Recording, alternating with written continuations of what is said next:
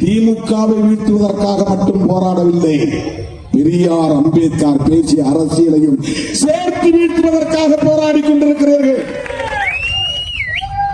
தம்பி சீமானும் தம்பி விஜயும் இன்றைக்கு RSS பெற்றெடுத்த பிள்ளைகள் என்பது அம்பலமாகிவிட்டது. பாஜகவின் பிள்ளைகள் என்பது அம்பலமாகிவிட்டது. பிரபாகரன் பெயரை சொல்லி தமிழ்நாட்டு மக்களை ஏமாற்றி விடலாம் என்று கணக்கு போட வேண்டாம், சொல்ல கடமைப்பட்டிருக்கிறோம். திகாரர்கள் பேசாமல் இருக்கலாம், திமுக காரர்கள் வாய்மூடி மௌனித்திருக்கலாம், திருமாவளவனால் அப்படி இருக்க முடியாது. என்ன பிரசவம் பார்த்தது எங்க அண்ணன் தான். தம்பி விஜய் என்னையும் பிஜேபி பெறும்போது பக்கத்துல இருந்து பிரசவம் பார்த்து விட்டது எங்க அண்ணன் தான். புரியுதா தம்பி? நான் யாருன்னு நீங்க என்கிட்ட தான் கேட்கணும். புரியுதா? தமிழ் தேசியம் பேசிக் கொண்டிருந்தார் என்று நினைத்தேன் அப்படிங்கிறாங்க.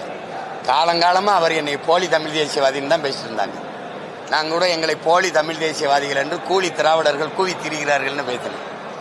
விடுங்க தம்பி, அவர் RSS பிஜேபின்னா நான் RSS பிஜேபியா? அவன் என்னை கிறிஸ்தவன்பேன், இஸ்லாமிய கைக்கூலிம்பேன், கிறிஸ்தவ கைக்கூலிம்பேன், அவன் இந்துக்களுக்கு எதிரிம்பேன், நீ என்னை இந்து அந்த RSS கைக்கூலிம்பேன். ஆனால் ஒரு வயலும் 10 பைசா அது இல்லை. இந்த பொதுக்குழு நடத்த காசு இல்லை, திறன் நிதியில் திரட்டிக்கிட்டு இருக்கோம். எவனாவது கூலியை கொடுத்துட்டு பேசு.